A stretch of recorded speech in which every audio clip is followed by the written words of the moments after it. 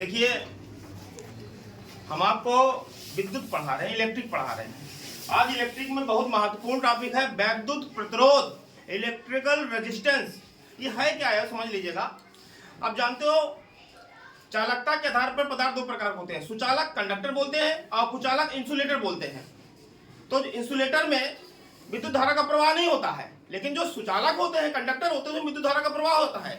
अच्छा ये बताइए, कोई अपने घर में घुसने देगा क्या? नहीं। इसी तरह जो चालक होते हैं, जब आप इसमें विद्युत धारा प्रवाहित करते हो तो ये चालक कहता है यार विद्युत धारा को क्यों हम डाल रहे हो, क्यों? वो उसका प्रतिरोध करता है, रुकावट डालता है। जो ये चालक है विद्युत धारा के मार्ग में रुकावट डालता है। तो याद रखिएगा, जितने भी चालक हैं सभी विद्युत धारा के मार्ग में रुकावट डालते हैं। कोई कम डालता है, कोई ज्यादा डालता है।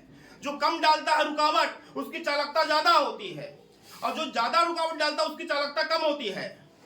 तो चालक का विशेष गुण है, जितने भी चालक हैं, जितने भी कंडक्टर हैं, सब में विद्युत धारा के मार्ग में रुकावट डालने के गुण होता है। यही गुण वैद्युत प्रतिरोध, इलेक्ट्रिकल रेजिस्टेंस के नाम से जाना जाता है। याद रखिएगा, इलेक्ट्रिकल रेजिस्टेंस नाम से आप स्पष्ट करिए। देखिए, रटना बिल्कुल नहीं है, समझना है। विद्युत प्रतिरोध, विद्युत मतलब बिजली, प्रतिरोध मतलब वो तो रुकावट, बिजली के मार्ग में रुकावट, इसे बोलते हैं वैद्युत प्रतिरोध। इसको हम कैपिटल आर से दिखाते हैं, और इसका जो सूत्र होता है, फार्मूला होता है, वो होता है वैद्युत प्रतिरोध आर इक्वल टू होता है विभवांतर वी बटे धारा आई होता है। तो इसको आप बोल सकते हो R equal to V by आई।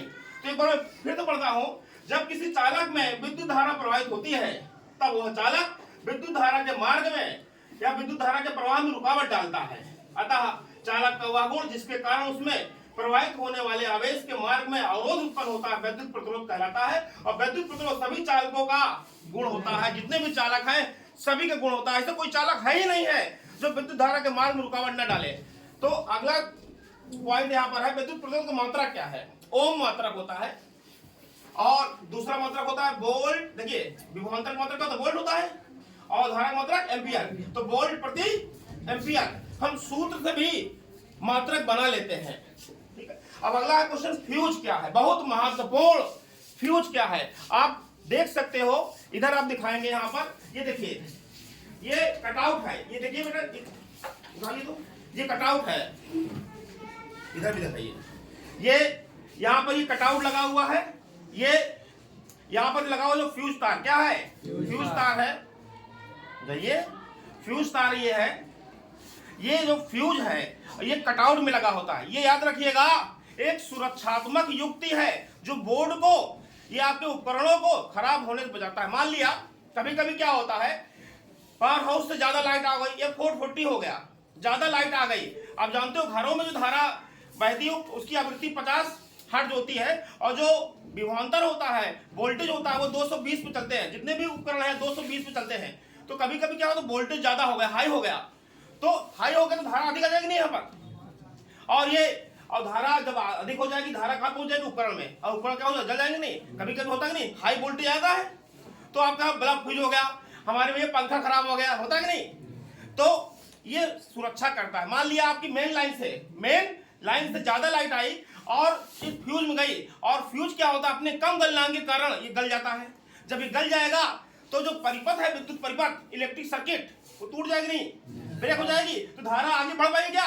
धारा आगे नहीं बढ़ेगी, और आपका पंखा है, जो भी विद्युत उपकरण है, वो जलने से क्या हो जाएंगे? बच जाएंगे, खराब होने से बच जाएंगे। आगे देखिए यहाँ पर ध्यान से, जब किसी विद्युत परिपथ में हाई वोल्टेज के कारण प्रबल शक्ति की विद्युत धारा का प्रवाह होता है, तो उस परिपथ में लगे विद्युत उपकरण जलकर खराब हो जाते हैं। कभी कभी परिपथ में लगे तारों में आग लग जाने की संभावना भी होती है। इसलिए उपकरणों को खराब होने से बचाने के लिए प्रत्येक विद्युत परिपथ में एक कम गलनांक वाले, जिसका गलनांक कम हो, जल्दी से गल जाए, कम गलनांक वाले मिश्र धातु के तार के टुकड़े का उपयोग किया जाता है। यह तार का टुकड़ा एक विद्युत रोधी कटआउट, अभी मैंने कटआउट दिखाया है, बना है नहीं, चीनी मिट्टी बना हुआ विद्युत रोधी कटआउट में लगाया जाता है। इस तार को बोलते हैं फ्यूज। क्या बोलते हैं? फ्यूज जो तार है टिन तथा शीशे की मिश्र धातु का बना होता है।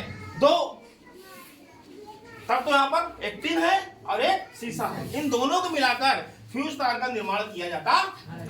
जब परिपथ में वोल्टेज के अधिक होने के फलस्वरूप प्रबल शक्ति की विद्युत धारा बहती है तो कम गलनांक होने के कारण फ्यूज स्वयं गर्म होकर पिघल जाता है, जिससे विद्युत धारा का प्रवाह रुक जाता है और परिपथ में लगे उपकरण जलकर खराब होने से बच जाते हैं। यही है आपका फ्यूज और फ्यूज का काम है। कोई दिक्कत? बहुत महत्वपूर्ण है। अभी याद कर लीजिए, आगे के लिए कुछ बचा नहीं रहेगा, आराम से अच्छे से पढ़ोगे, याद रखिएगा।